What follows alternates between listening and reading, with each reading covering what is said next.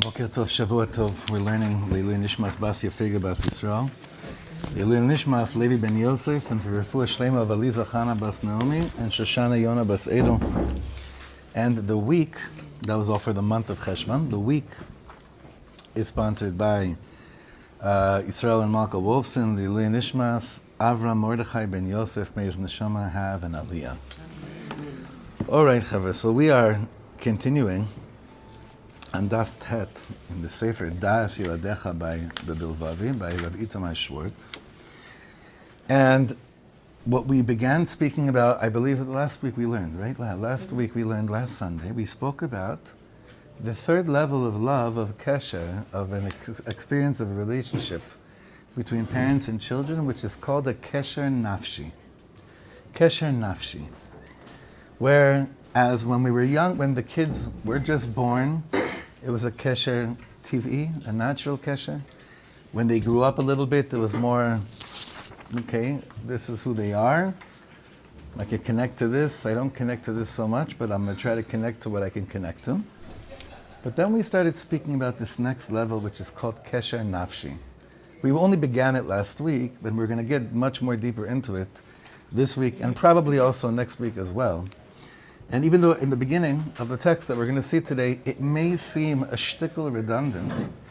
Actually, it won't be redundant for those that weren't in last week's shiur, so that's good. But for even those that were in last week's shiur, we're going to be strengthening something. We're going to really be highlighting this concept of a kesher nafshi. We learned it last week based on the pasuk that describes the relationship between Yaakov Avinu and his son Binyamin. Benafsho kshura benafsho. Remember that pasuk? Benafsho kshura benafsho. The question we kind of have today is it really something that we could expect? Is it right to expect that our children should see us? When we speak about chinuch, we're always speaking about we have to see our children. Is it feasible even? Is it something that it's worth even trying to get to? This whole world of, well, my children have to see me also. My kids have to see me. They don't have to love and give and nurture like I give to the child, but they have to see me too. Well, now we go back to the first thing we learned. If we want to establish a funnel, mashpech, if we want to create a proper funnel to give over to our children that which is coming from our heart of hearts, on the other side of the funnel, not the one that's coming out from us, and not necessarily the tzinor, the actual conduit through which I want to give to my child what I want to give them. It seems the way that Rav Schwartz is developing this concept, there needs to be, on the other side of the funnel, this, what we call v'nafsho kshura benafsho, that the kid has learned and has developed a sense of seeing their parents to a certain extent. And that, in the modern world, we don't hold of it all. Mapitom. It's not about them. It's just you giving, and you'll figure out a way to crack the code, and eventually the chinuch you want to give them will just, they'll get it. You may not see it at a young age, but you'll see when they're older. It'll last. And we don't bank on that. We're going to see something very, what may seem to be demanding on the child today, but it's actually the way that a funnel works. Because if we're going back to that mashal, if we keep on returning back to the funnel system, this is how a funnel works. So on Daf Tet, sorry? Is that where kibbud harim would come in to help the child in the other direction? Sometimes when you tell a child you have a mitzvah to mechabed your parents, they Ben Sair Umara suddenly erupts like, you created a Ben Sair Umara just by mentioning that mitzvah of kibbud harim. Of course, that has to be up there, it has to be in the air, but we have to be very delicate when we bring that to the picture of how we are with our children. We have to be very, very delicate. You never want a situation where you walk into a room and your kids are still sitting on the couch or at a table or on the floor and you're like, right? We're laughing. There's schever that is still kind of there. Even if they don't do, there's this demand of like, what? Yiddish home, kibbud harim. So then what we go to is the extreme of be like, whatever, kids aren't just meant for this anymore, and we completely neglect that. But there's got to be the in-between between the two. And in the healthiest home, the healthy home that we're trying to establish, there is a beautiful, beautiful place that's between the two. That's between the two, which is where we're trying to establish it, where it is the kibbud horim is organic. However, here we're not just limiting it to the concept of kibbud horim. Benafsho kshura benafsho is not just kibbud horim, because a parent doesn't have a mitzvah to mechabed their children, they have an inyan to mechanech their children. So it's a little bit different, but we'll see. We'll see. Let's see how this goes. And I know these shiurim bring up a lot of questions and a lot of people wanting to say things. Just today, give me a little bit of just going through, just a little bit, a lot of bit really, just being nice, but just but because there's something very fundamental here. There's something very fundamental that I want us to give it our all. Beram yishno memad nosav shel ahava, שהוא בבחינת נפשו קשורה בנפשו. סוג זה של אהבה אינו חד סטרי אלא דו צדדי, like we said last week, this is not a one-way relationship. This is the two-way relationship we began speaking about last week. כשם שההורה אוהב את הילד, אף הוא משיב לו אהבה. Just like the parent loves the child in return responds and gives back love to a parent. הורה שירצה לבדוק זאת, you want to check this, יוכל להבחין בכך במצבים מיוחדים. It happens more clearly in special occasions, כגון כאשר ההורה נעדר מהבית לתקופה מסוימת. When a parent is outside of the house for a certain period of time, he brings here the example of kizmanei leida. You know, in his world, that happens very often, you know, where the mother's going out to give birth, and because that's the only time she's really not in the house, right? And this, you know, in the circles that he's speaking to, I'm sure. But obviously in the world that we're living in, sometimes we go away, father has to travel on business quite often, could be, like many people here in the Kehillah. And then the vayeladim nifgashim imo la'achar zman, and then the kids see them after a while. Pa'amim shenefesh ha'oreh yotze miga'aguim li'eladav. And sometimes we miss our children so much. Ulam ka'asher ha'yeladim nifgashim imo, and then when the kids meet him or her, lo tamid hu mavchin batzahala al pnehem shel ha'olelim. So you may miss your kids so much, then you finally come home. You know what an olel is, right? Mipi olelim beyonkim yisad ta'oz. An olel is an infant. There may be a shmeichel, there may be a smile for like the first second you walk into the house after being away for a while. But that experience of, we're going to meet each other again, fades the second after that. It lasts for like a shtickle second, and then it goes back. הרי שהאהבה זו הינה חד סטרית בלבד, שלפעמים היא ניכרת מאוד, ופעמים שאינה ניכרת מסיבות חיצוניות כמובן. We're not trying to establish the nafsho kshur benafsho based on these special occasions. קשר בין הורה לילדיו, שבכוחו להוביל לחינוך. A connection between a parent and their children. The type of kesher that can bring about education and teaching and chinuch, chayav liyot bivchinat ke-mayim ha-panim el ha-panim, kein lev ha'adam el ha'adam, which is usually terminology we plug in when it comes to deeper relationships, older relationships, of heart to heart, seeing each other face to face. And there's a big demand here. He's saying, no, the homes we're trying to establish is that our kids see us. Not necessarily our goal in life is for them to see how tired we are and they have compassion on us. Not that anyone in this room has tried it here, but if you've ever told your kid, I've been up for 3 hours before you even woke up, and those things, that's not what we're speaking about. Those things do not bring your kid to see you.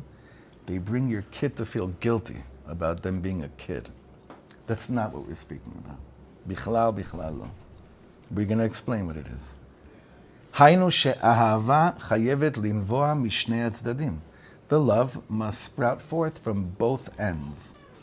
וזהו המתכון היחיד שיכול להוות המשפך שעליו ייבנה השלב השני שהוא החינוך, and only upon this can a funnel be created and instituted. And once the funnel is established, only then and only then, can the word chinuch become part of parenting. Do you know how many people never, ever begin the world of chinuch with the funnel? There is this demand they feel on them. I brought children to the world. I got to make sure that they're doing. I'm not even speaking about for the wrong reasons, meaning there's the wrong reasons of wanting to feel that you're mechaneching your children. What are the wrong reasons? Come on. What are some of the wrong reasons that may, like, you know? For other people to admire. Big one. I'm part of the tzibur. I may even be a bigger face in the tzibur. Betach. What are they going to say? How is this going to look? But now we're talking about even the right reasons. Now, what's the right reason to want to mechanech your child? Because it's the greatest privilege in the world. Because what a beautiful gift. And I want to, and I have to. For the right reasons. You can even want it for the right reasons and have no idea that before you try to give over the chinuch stuff, consciously, not passively, consciously, there needs to be established in that relationship the funnel. Only after there's this kesher nafshi can the real chinuch begin to go inside. And he continues, meaning, just 1 second, I don't want to discredit, chalila, the natural things that children pick up while they grow up. 100%. So many stories I've heard of kids of girls that somehow made it through life and held on to Yiddishkeit. And you ask them, how did you hold on? Like what did you hold on? Like, my parents were very sweet. They didn't know much, but they did their best. But then the world is the world, and the hashpahs of the world are the hashpahs of the world. But I saw how my mother always had a tear in her eye when she benched Shabbos candles, right? When she was doing Adlakat Nerot. So I don't want to discredit those moments that we subconsciously give over to our children so much. More than we realize, more than we understand. But that's not a shittah. You understand the difference? That's not a mahalach. That's not a conscious way of saying, this is how I am embarking on the mitzvah and the privilege and the obligation to educate my children. I'm no somech al zeh. Bless you. It's got to be part of it. And hopefully a lot of those things our children do pick up on. But that's not what we're banking on. Because we are, in this year at least, we're saying, we're attempting to discover or to learn from this Rav, how does he explain b'shittatiyut, with methodology, how these things work. And like I said in the first year, this is a shittah. This is not the only way. But it's a very, very strong way and a very concentrated way that I believe if you put your kishkas into it and hear what the tzaddik is saying, and for a second remove all the things that we already hold to be the emes la'amita, there could be some amazing things that will be transpiring within our relationships with our children, which is what we want more than anything else in the world, to be refined and beautiful and holy. Bogrim rabim bedorenu. You see the next paragraph. Bogrim rabim bedorenu yocholim le'aid. Many adult, more older children in our generation could testify. שהקשר שלהם עם ההורים לקוי. Something's lacking. Something's lacking between the relationship that they have with their parents. ילדים רבים אף סבורים, and I don't want to, this is not like group therapy, and I don't want you to raise your hand and give a personal example about this. Letov או לרע, okay? Letov או לרע. But many children are, they would say, שהוריהם אפילו אינם מבינים מה הם רוצים. Their parents don't even know what their kids want. דבר שלדאבוננו מתברר פעמים רבות כאמיתי ונכון. This is something that quite often, unfortunately, we see that's actually the truth. That parents don't even really understand what their children are looking for, what they want. Because they're not thinking about, when it comes to chinuch, let me discover what my child's needs are, rather where they're operating from. What do I believe they should have? for hundreds of years, that's what it was like, you know. For hundreds of years, that was what it was like. My father told me when he was growing up, you know, most kids that he knew, the parents told them who they're going to marry. Right? The parents decided who they're going to marry. It's still like this in many circles. Sometimes it's pretty accurate. But the point is that's not the world we're living in, obviously. But the example that given is that a parent says, Al chinuch, from a holy place, Hashem trusted me with you, which means it's my obligation to tell you what you want. To even tell you and notify you, listen, this may be what you think you want, but it's not really, we're the chinuch givers. We explain to you what you want. Baruch Hashem, it's not the world that we're stuck in, but it happens quite often that children feel, my parents don't even know what I want, what I'm looking for, what I'm dreaming of. And if they did, oy vey zmir, they're even petrified to tell their parents. So we've seen that shiur in the classroom also. We've gone from teacher-centered to child-centered learning. Yefeh. But it's important for this year to stick not to the classroom, to the parents, because the job, the chinuch of a teacher has nothing to do with the chinuch of a parent. Completely different world. ובדרך כלל, השורש לכך נובע מכך שלעיתים ההורים חיים בעולם שונה לחלוטין מעולמם של ילדיהם. Sometimes, the root of this comes from the fact that parents are living in a completely different world than their children. הילד מביט על אביו מלמטה למעלה, ואומר לי בליבו, אבי הוא מהדור הקודם, ואינו מבין את הצרכים שלי. Have your kids asked you yet if there were pictures, if there were cameras when you were kids? That's the stam al derech tzchok, meaning like, to our children, some of us are mamash, ancient. Like we are ancient. We are not from this door at all. Then if that's the case, you can't possibly understand what it's like to be a kid in my generation. But you realize that was true in every single generation. Every kid at a certain point, since the beginning of time, could have had that taina. The question is, are we finally bold enough to say, you know, Ribono Shel Olam, maybe this generation needs to have parents that say, you're right. I need to know your generation more. I have what I have from my generation, but I need to understand your generation much more. I need to be plugged in to what it's like to be you for a few minutes. Maybe. We're going to keep that open right now.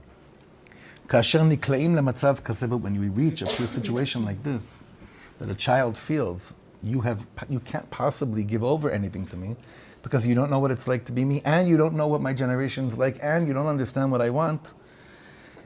What's the immediate gut reaction we have? התוצאה היא שהאבא ינסה לחנך. Now it's time for chinuch. להסביר לבנו. Now you're going to explain to your child. אולם הדבר דומה לאחד שמנסה לשפוך מים מלמטה למטה ללא משפך. What is it? What's the example he's saying? You know what happens when you try to give over something in that situation? You're trying to pour water. I would say, like, take 2 bottles, and you're trying to pour water from a bottle that's up here. This is where you're holding yourself to be. And you're trying to get it into the bottle that's right here, but there's no funnel between the two. What ends up happening? It's nothing. And you could be saying the most holiest words, and yet, if it goes nowhere, so shkoyach for you and your holy words that you have to say. But it's going nowhere. כמובן שהתוצאה תהיה שהמים יזלו החוצה, the waters will be pouring out. הבקבוק למט, and not only will the waters be pouring out and not, getting in there, הבקבוק למטה יישאר ריק, but the bottle below is remaining empty. והכל מסביב מוצף, but in the meantime, on the side, what's happening? Everything's מוצף, is overflowing, is flooded. ואז מתחילים הצעקות. Don't you understand me? No, I have no idea what you're saying. But you didn't hear what I said. I heard the words you said, but it didn't. If only a child could be able to articulate this clear, But not one word of what you said went into me. Nothing. Nothing that you said. So now we have to look at the way that Hashem created the world and look at the way Hashem created relationships. What do you think would have been deeper?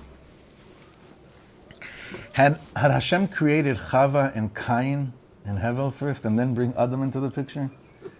What do you think would have made a shtickle more sense? If the first relationships were parents and afterwards soulmates? Now, obviously, physiologically, it's not a metzias, but I'm saying, it's not a chokhmah. You know, the truth is what? Hashem couldn't have taken Chava's tzlaot, her ribs, and from that have brought these two boys, or one boy? Why did Hashem create it that first there's a type of relationship that's a kesher nafshi, and only afterwards there's a kesher between a parent and child? And he's going to develop this, because it'll answer a lot of the questions that we have. Haseder shel HaKadosh Baruch Hu babriya. By the way, everyone's been very patient now, and I really appreciate it. Haseder shel HaKadosh Baruch Hu babriya hu, shebishlav rishon bnei hazug nisa'im. In the beginning of creation, the beginning is a couple becomes one, they come together. ורק לאחר מכן נולדים הילדים, and children only come afterwards. כעת נתבונן, האם השלב הראשון של הקשר בין בני הזוג הוא קשר חד-סטרי, או שהוא חייב להיות קשר הדדי? Now let's take a deeper look. Does the first level of connection between a couple, is it a one-way connection, or is it a mutual connection? So there's always the outcasts, but kamuvan, sorry about the photocopying, you have to go to the next page, Yud. Not the one that follows, but the one after that. Yud. Not sure how it happened like that. כמובן שקשר בריא בין בני זוג חייב להיות מבוסס על הדדיות. You know what that word is? הדדיות? How do you say it? Mutuality. Of course, that's what it's like with the relationship between the husband, between two adults that are looking to establish a home and a relationship and a connection. ולא רק מצד אחד, and not just a one-way thing. אם כן, כאשר נולדים ילדים להורים, כשהקשר ביניהם נבנה כדבעי, when children are born to parents whose relationship was established and continues to be built, כדבעי is in Aramaic, which means כמו שצריך. באי means צריך, right? When the connection between them is כמו שצריך, בוודאי שקל יותר להוריהם לפתח אף עמהם קשר דו-צדדי. This is a very, very important thing. Whether we like it or not, our relationship with our children mirrors the relationship that they see growing up between their ima and abba, between the mother and father. It's easier, Rav Schwartz is saying, it's much more easier and practical and tangible for parents to be able to develop a kesher nafshi with a child who grew up seeing and witnessing a kesher nafshi. Homes where there wasn't really a kesher nafshi between the parents. Maybe it was at a certain point, but not from the time the kids were born. That stopped being what it was about. It was more meeting each other one way. So he's saying that it's easier. It's not necessarily always true, but it's easier for a child then to understand, oh, wait a second, there is this inyan, because they're exposed to it. Now, it's not always like this. He's saying it's a kal yoter, when that's what they know. אכן אדם שמנסה לבסס את חייו, אדם שמנסה, in the brackets, אדם שמנסה לבסס את חייו בביתו על קשר חד צדדי רחמנא ליצלן, אף הקשר עם ילדיו עלול להמשיך באותו מהלך. And it's so true that a person that said that love, that seeing each other, that building a relationship, that was Shana Rishona stuff. Well, get practical. Shana Bet, Shana Gimel, Shana Dalet in the home. That's already something else. That's a al tichye b'shamayim. Don't live in the clouds. So he's saying over here that a person that at a certain point just felt that the kesher that was once a kesher nafshi with the spouse, but now I just have to make sure that I'm checking all the holy boxes, but I'm checking them. He's saying that that type of a parent will then go on to the next generation and say, okay, what do you need? What do you need? Actually, no, don't even tell me. I'll tell you what you need. Right? I'll tell you what you need.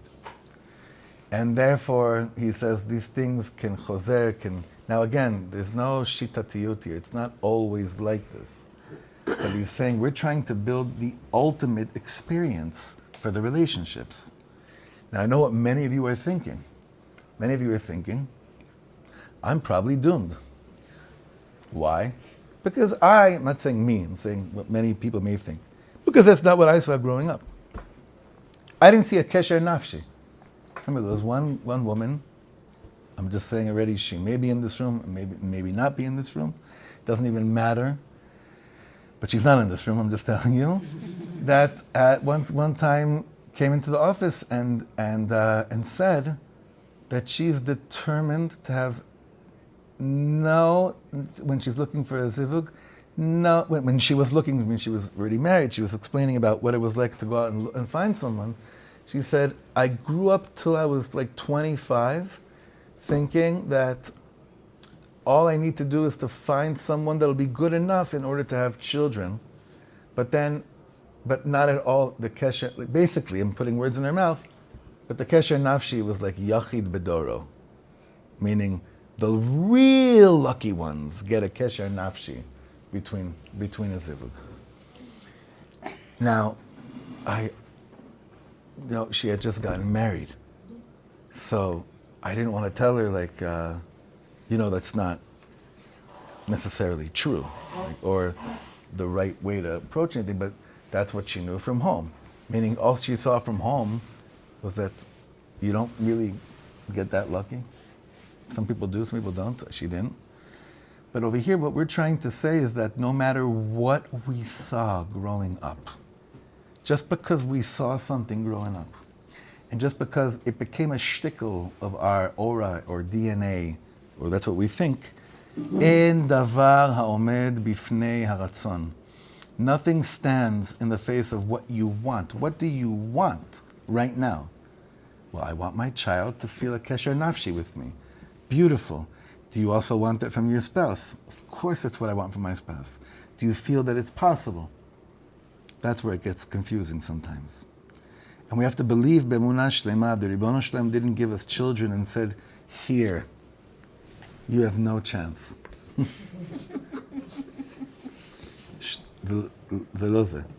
And children aren't brought to the world to fix your relationship with your spouse either.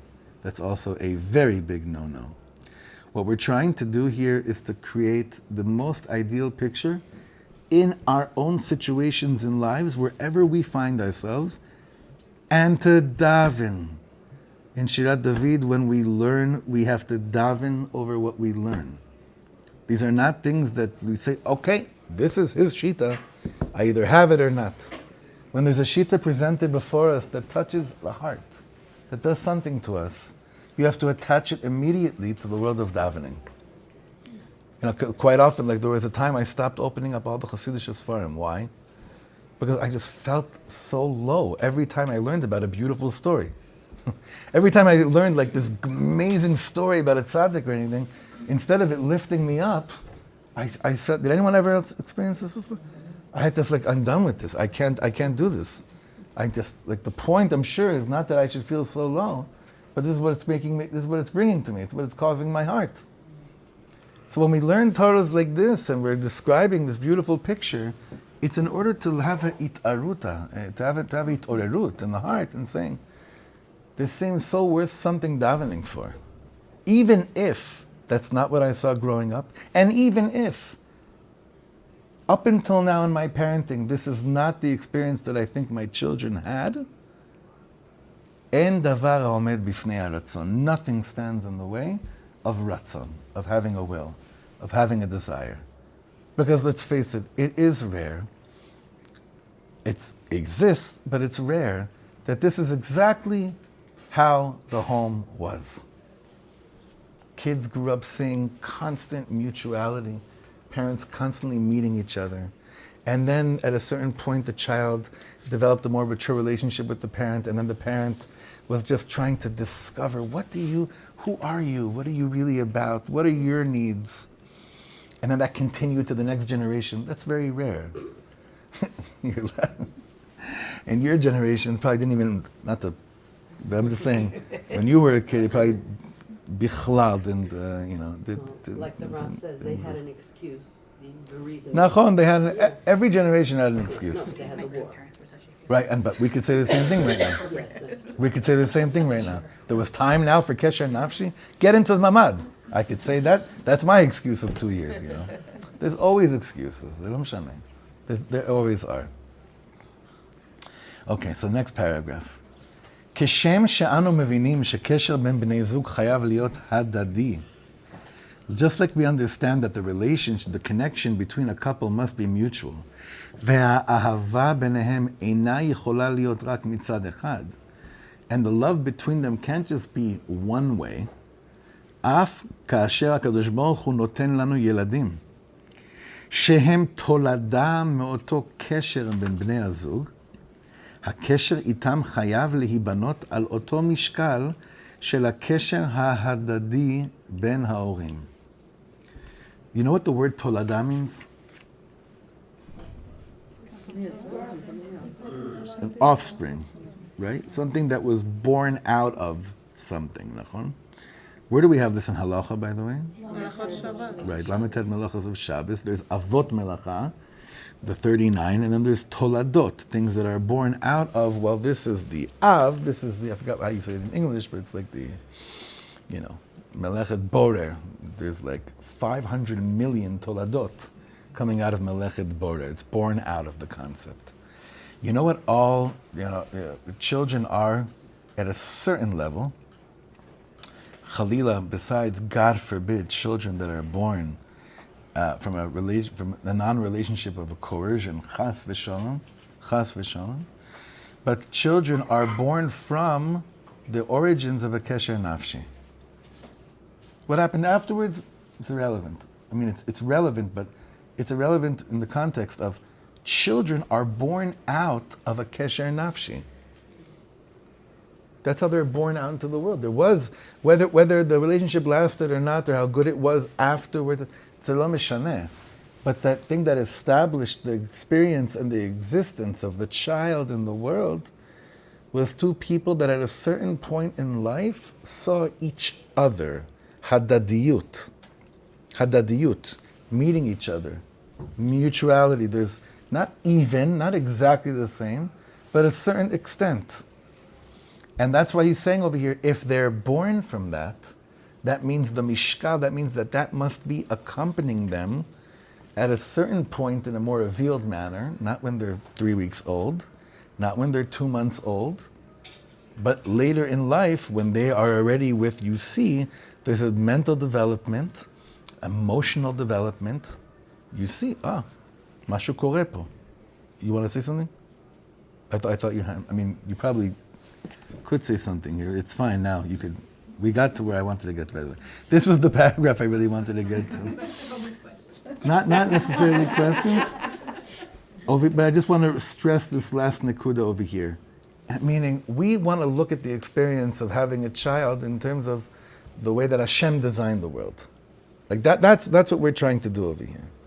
Like the way Hashem designed the world. Now we can answer the question we had before. Why didn't God first create a mother and a child? Because if that was the case, then what would be the functionality of that relationship forever? Kivyachol. Chad sitri. It would probably be, this is the origins of relationships. It's just giving, and don't ever think that you should receive, and the kid doesn't need to feel you, see you, or whatever it is. No.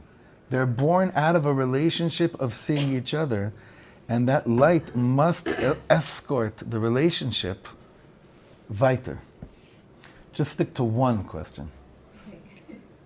So, wondering, because you said that, like, to lead off of exactly what you were just saying, that I think there's an element within, like, a couple relationship also that, like, you think that you're similar, but you're really completely different, and they grew up in a totally different home, a totally different everything. So, like, even though you have this kesher nafshi, you really spend so much of your relationship trying to put yourself in the other person's shoes and, like, get to accept them for who they are. So, like, is that the element also that, like, the children are seeing, that it's like you also, the kids, you didn't grow up in my generation, and like I feel like that's Right. also, it's like, well, I also didn't grow up in Teaneck, New Jersey, I don't know what that was like, and like trying to like when they see It's that so funny for from Israelis. the It's like, what was so different between Toronto and Teaneck, right? If anyone knows, Amazing Yavin. Yes, it's a shtickle different. Yeah. I don't know. What do you think? like, What do you think? It's a very good question. I think that's, I mean, I don't know if the Rebbe is saying this, or I'm just extrapolating it, that I don't think that naturally a couple also comes in with like a kesher nafshi, that like they totally are the same. Like even Adam and Chava like had two totally different relationships on how they were created by Hashem and the way that they interacted. So I feel like that's also like they weren't the same. So When we say about what they share, the mutuality has nothing to do with where they came from. It has to do with the decision in life of how to see each other. meaning, Listen, I mean, I'll give you a more extreme example. My father, just because I'm feeling this, because my cousin was visiting this Shabbos, he's from Buenos Aires. Like my dad grew up in post-war Argentina, and my mother grew up in Passaic. Okay.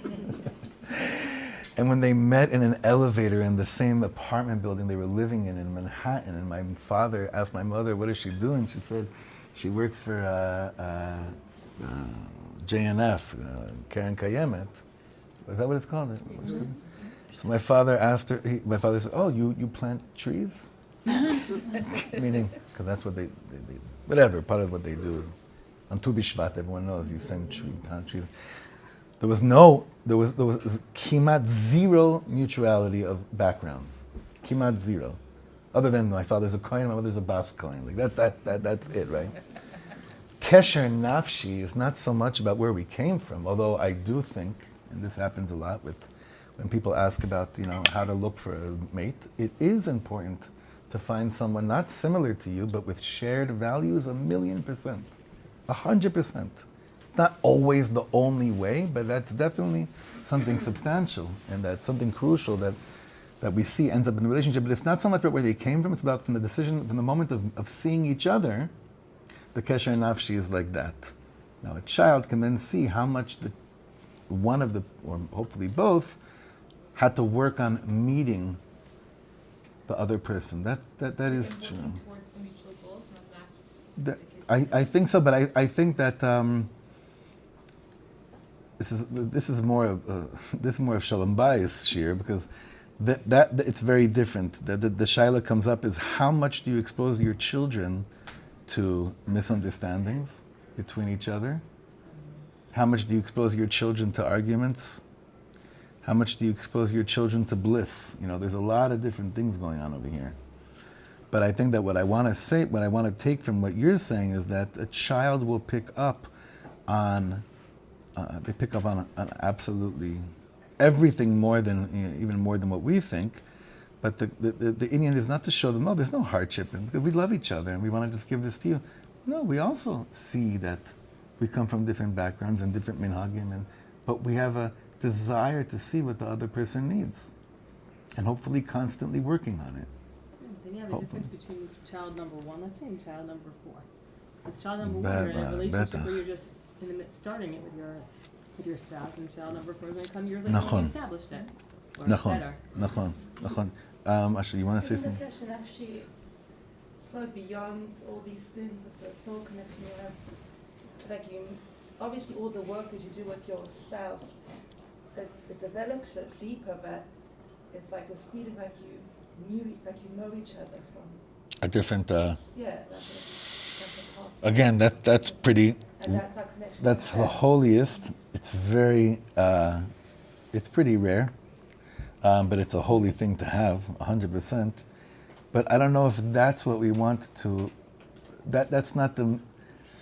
put it like this, we're trying to bring down tachlis connection between the kesher nafshi that's established between a couple and the child, and it's not direct things. It's more the general approach of how you look, what the child saw growing up, but in a very much tmuna klalit. Because what if with my spouse I feel like, my God, we were together in Churban Bayit Sheni in the Romans, and we each died trying to save Yerushalayim. But when I look at my kid, I'm like, sorry, I don't recognize you from any Gilgul, you know? Like, so therefore... The kids feel, like, even if the husband and wife can have differences or argue, the kids feel that like deep love. That it's, that right, because okay, so Evanti now, because the soul connection goes deeper than... the day-to-day... Bidiuk, then just the day-to-day stuff that sometimes... You don't work and you have to, you know... Nachon. The children, I do think that the children they feel this deep love that the parents have each other, even if it's not always like, it's 100%. It's not like it's always seen in Nachon. a obvious way. Nachon, the only thing that I miss about, there's only one thing that I miss about playing weddings. The only thing. And that's the moment that the parents realize that they're about to give off their child to the other person. But Baruch Hashem, I do a lot of chuppahs, and so I still have that, I guess. I guess you don't miss it, because I see it much deeper, actually, because I'm actually like standing with them and guiding them at that holy moment. And I lost it last week. I don't know what, it was post-Chagim energy. Our friend Ellie and Bonnie Stone, Ellie's nephew got married in a far out place, Tzon Kedar, if you know where that is, behind Maleh Dumim, Mamish, Midbar, desert, Shabbat desert. And I don't know what it was. It was probably a lot of imagination, but I'm sure that it was a very deep moment where the parents were giving off the child at that moment, and I was thinking, wow, at that moment, it's the last second that the parent is basically, the kid is still in the reshut of the parents. Like, what's that last message as someone that's still under kilu jurisdiction of the parents? You're like, what are they feeling at that moment, giving over to the child, right? And I saw that one of the actually both sides, but it was the most amazing thing that the parents decided at that moment to hold on to each other so tightly, as opposed to going to the kid and trying to hold him. Do you understand? It hit me so deep. Like, that was the Tzeischem L'Shalom message. The kesher, that was the kesher, not I want to give you, it's like, yeah, I want to give you the whole world. And by doing this is how I'm going to give you the whole world, you know? My God, it was so deep. You know, I'll share with you, this afternoon, I have a crazy, it's a privilege, it's an unfortunate privilege, but it's a privilege to today, it's a very rare occasion to sing with the chuppah of Rachel Goldberg, who's getting married today in Kfar Tzion. What's so crazy, you know Rachel Goldberg, right, who lost her husband Reb Avi Goldberg. She's the mother of 8 kids, the one that plays violin. I spoke about her in shul many times. And and I was thinking the whole time, like I'm thinking about, because her parents are still in this world, and I'm thinking, what's going to be at that moment? And then I realized, like, that was already done by the Aleph. Here it's just going to be like, we're taking what was in the first relationship, which was an amazing kesher nafshi, both sides. He was a widower too, the chatan, and just bringing that together and just, but basically those moments of, like, right before you build that house, what's the most potent kesher nafshi that could be established then is really, I think, like what I saw last week of, like, the parent as a last moment of chinuch are saying, see each other, you want to know what I wish for you? I'm holding your ima, I'm holding your abba, you know. Those are the most amazing things, and that's the kesher nafshi. You wanted to say something? Yeah, it's not really on topic. That's okay. That's okay. So I think a big part of a relationship, and you seeing the kesher though, is very physical, is very passive. I don't think you really mentioned that. So like I know that my mother randomly giggled while she was washing dishes because my dad would go behind her and like pinch me once in a while, and it was amazing because that was like a manifestation of their relationship. They were the opposite in personality, complete opposite everything, but they loved each other, and that was such a role model for me to say, oh look, like I love when my kids look like, oh, Ima, Abba. And I'm like, you are so lucky that your parents like each other. Yeah. Like, you are so lucky, and you'll appreciate it one day. So I just think that's a piece. It's the kids see it. It's very physical for the kids. Ilana, how many times a day should a parent touch their child? 2 to 3 times an hour. There's a song called 4 Hugs a Day. And my 13-year-old's like, Ima, I've had 3. Oh, that's beautiful. It's really cute. That's awesome. That's good. That's awesome. You see, what's so beautiful about the era that that we're living in is that it's not so crazy to speak about these types of things, because back in the day it was more like you just have to figure out how you are the quintessential educator.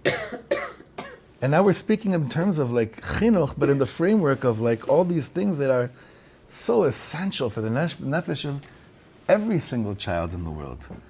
That's why Could it be that if you don't have that kesher nafshi, and things are not great in the house, and you're trying to see that they actually take it as a lesson, that's not how I'm going to live my life, and I'm going to have my house like the opposite and show my children what I didn't get? Of course that it's possible. It's just harder. But of course it's possible, and half of us in this room are examples of it. Better. 100%. See, if it wasn't possible, the matzav would be, it would be the end of the world, meaning 100%. Better. 100%, yes. I don't know if this is also a topic, but I'm just curious when at some point a child can have like this really bad relationship with their parent, and then they go through all this therapy, right? And then they get to this place of where they did the best that they possibly could, almost like this mutual understanding of like understanding their shoes, like what would it be like to step in their shoes.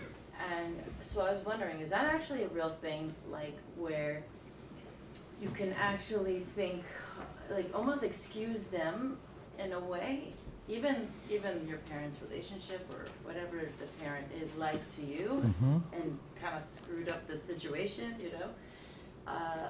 just to chalk it up into they did the best that they possibly could. I mean, I know that's like I think a that's huge possible. cliche in this No. way, but maybe that's the realest thing. I don't know if it's I don't know if it's the realest thing. I don't know what the most real thing is, but I definitely know that there are living examples of what you just said.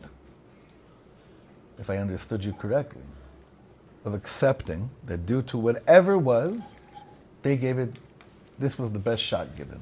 And I have to do what I have to do to move forward from it, 100%. Like they were exemplifying what they had going on from their parents. And My father's left hand was tied to a chair because he was lefty, and his parents educated him. And how do you educate someone? You write with your right hand. And in that door, by the way, it's not like a Nebuch. I don't want you to have like, Nebuch. It's not a Nebuch story. That was the world, or at least the European world. And there are a lot of examples like North that. American also. Did they did she do the best? My grandmother do the best that she could? That's what she knew. Of course, 100%. My father's a very good example and a weird example, because till today I don't understand anything about him. I don't understand how he is who he is. Those of you that know my Abba, you know what I'm talking about. It just doesn't make sense. He didn't see any of this. None of it. His parents were both married before with children killed in front of them. Decided to choose life again, 1945, and start, because they were working with the Netzach Yisrael has to continue. But my grandfather probably never smiled in my father's life. Died when my father was 14. My grandmother had a horrible life in Argentina, and yet he's an example, not how to do anything because it doesn't add up. Just Pasha doesn't add up with my Abba, but it's an example of accepting somehow that the kids see that parents did the best. That comes at a later, it's when you're younger, it's very hard to, and you should have no expectation of a child to realize, don't you see we did our best? No, you can't. It's when you're only when you're in your own shoes and you see the world a little bit, you understand, you go outside of yourself and you realize, yeah, parents tried the best. But again, for this year, it's not that it's off topic what you brought up, everything's on topic. What we're trying to develop here is an ideal, it's just the best way possible. Now, I thought we were going to also be able to do the weiter, but I just want to put the next question that's in front of you out there. Because look at the third line, this will continue next week, Bezrat Hashem. מדוע אם כן נראה כמובן מאליו שהקשר בין בני זוג חייב להיות דו צדדי ובקשר עם ילדים, הדבר נראה רחוק יותר. Why is it? And maybe it's less in our circles. Maybe this question is not so much for our circles, but I still think that it is. Why is it that it's totally acceptable and it makes perfect sense when you speak about relationships between a husband and wife, between a mother and father, that there must be constant, the work of seeing each other, of meeting each other, of two ways, right? Of coming, right? But when it comes to children, that's not so much the conversation. That's not so much what we say when we talk about chinuch. No, they'll say, I didn't choose this. What's that? They'll say, I didn't choose this. I mean, you chose your spouse. That- I was born into it. That could be Forced me. that could be one of the answers. Not like I did not send you an email saying, "Bring me down to this world." No, we're laughing subconsciously. This voice exists within many children. No one asked you guys to do this. This was your bechir to be with each other. You know? Understand the question. Like I thought that, meaning I came into the class thinking that there is reciprocity, meaning that relationships with children should be dustadi, and then he started off by saying that that's not true. But now he's asking the question why it's not true. Like didn't he? No, he's saying, why would you think that why are you thinking that it's not, that it doesn't have to be two ways? Why would you think it? Why does most of the Like, world it think should that be it that doesn't would have be. to be two ways? So how is it supposed to be one way? No, it should be two ways, but No. why would you think that it's not? It's like you do what I do, like, or what I tell you to do. Like parents who were just authoritarian and they expected the kid to respond and listen, but then still love them. And we're learning a different shittah where we're supposed to have a relationship with them and get to know them and meet them where they're at. And Right, and he's saying, like, why is it that it seems obvious when it comes to relationship between a couple that you have to be like that with each other, but when it comes to a child, see what a chutzpah your daughter has. She doesn't feel what you need right now. She's not sensitive to what you need right now. Shko ba'aya.